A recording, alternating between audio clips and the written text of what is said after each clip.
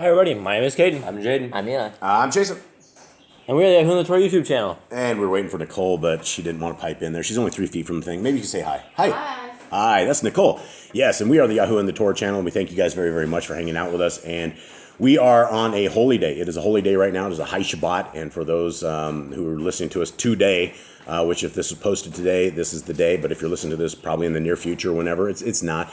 But we are the family that believes that the laws, statutes, and commandments of our Creator from Genesis, Exodus, Leviticus, Numbers, and Deuteronomy stand the test of time. It is what we base our life on, is what we base everything on, and it is how we want to live, and it is how our Creator has asked us to live, and it is inside of those Torah, that Torah of Genesis, Exodus, Leviticus, Numbers, and Deuteronomy, that we're able to find the keys for life. We're able to find the heart, mind, and soul of our Creator, and the heart, mind, and soul of our Creator is keeping the laws, statutes, and commandments of Him.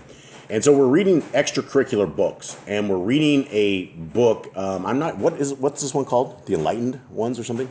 The book of the Natsarim and the Enlightened ones. Yeah, and so this is like several different books that people put together.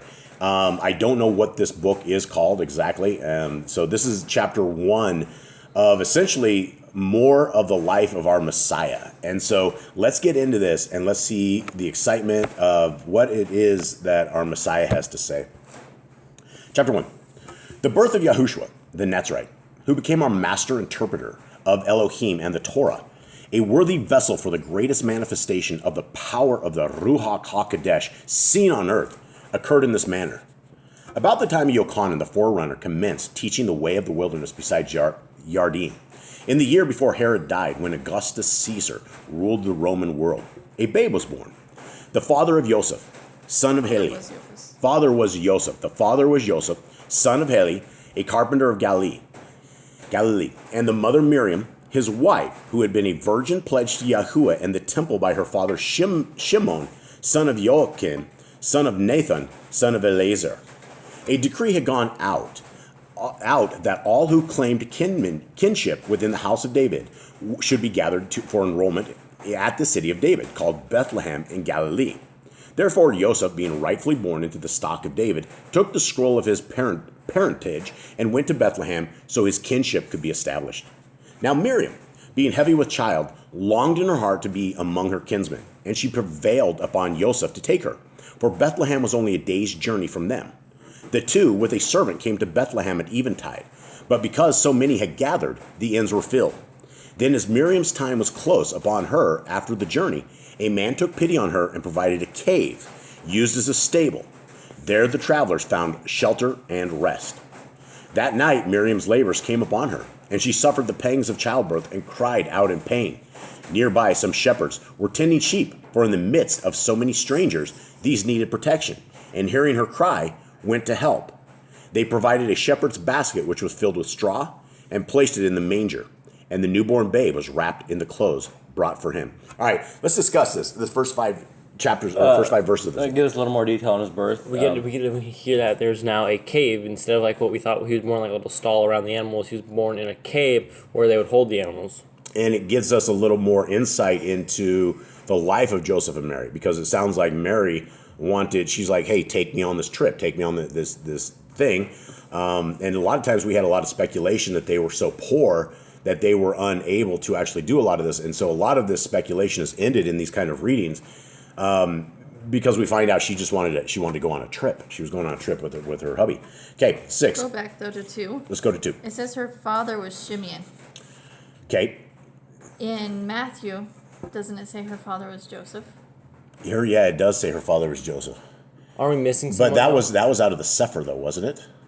That is what Dr. Stephen Pidgeon said, is that her father, remember, Pidgeon was the one that did that, and Pidgeon was probably a false teacher anyway. Yeah, because he said Joseph wasn't of Judah. It says here he's the house of David. Yeah. So I think Joseph is part of Judah. Okay.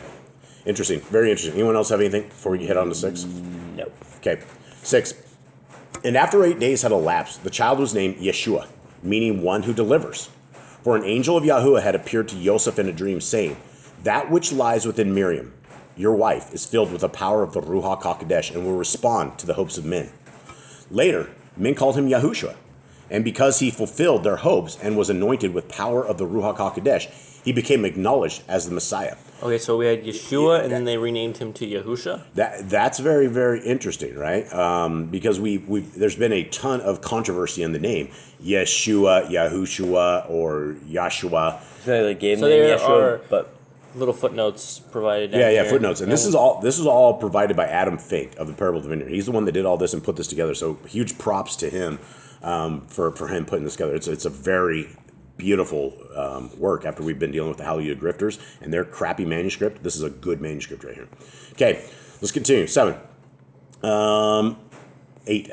Now, when the stable was against a hill, beside an inn where sages from the east were staying, men of Sastra, wise in the books of heaven, and of Nimrod, who carried the cross of fire. So Joseph sent for them, requesting they come and foretell the child's future, for such was the custom. And that's in brackets, so that was one of the ones where they questioned that maybe it was altered. Yeah, right. And so that would, what would that do? That would break Torah, right? Yeah, that'd be very wicked of Joseph. I mean, they come out of Babylon and they're like in Roman Empire right now. They are in Roman empires. They might have those things. You know, they are Jewish. I think. And, you know, I don't know if foretell the child's future is the right word to say, because, I mean, a lot of these people that were anointed by Yah, you would want to go talk to them and see if they have anything. What do you know? But as far as telling the child's future, that's interesting. And so, again, this is in brackets because this was probably something that was tossed in later. So let's continue. 9. One of the sages said, "It is strange indeed, for this child is born under no usual star, but under one that is a star in appearance only and not in nature, having a power not in other stars. He is destined for greatness and will motivate events touching the lives of all men." All right, hold on here. It says it's a star in appearance only. What do you guys think that means? I mean, it looks like a star, but There's it's not like a star. there's like a custom-made star that only showed up like one time. yeah, something that was only for this specific time. 10. When the word of this was passed around, there was much excitement among those belonging to the house of David. And many, remembering the prophecies of Yochanan, for they had all passed his way, wondered in their heart, "Is this not he whom we wait, the consolation of the Yahudim and deliverer of men?" This displeased the people of Bethlehem, who awaited another deliverer. So there is more issues within the Yahudim, within the Ephraim people, right? Because everybody's looking for this deliverer, and even to this day, you have the so-called Jewish people, the poachers, the Turks, who have taken over the land of Israel, and they yet wait. Everybody's waiting for a deliverer, right? The Muslims are waiting for their Messiah. The Jews are waiting on their Messiah.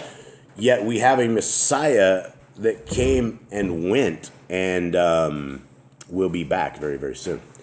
Okay, 11. When the sages spoke of the matter at their journey's end in Jerusalem, and word came of the excitement among those of the house of David in Bethlehem, there was great consternation among the priests and learned men. They tried to discover where the babe was, but the sages answered deviously and said, "His star points towards the east."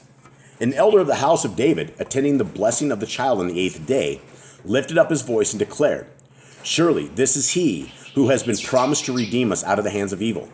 This is he upon whom the power of the Ruach HaKodesh will descend, bestowing strength, compassion, and wisdom. Surely he will rule in the king of Elohim."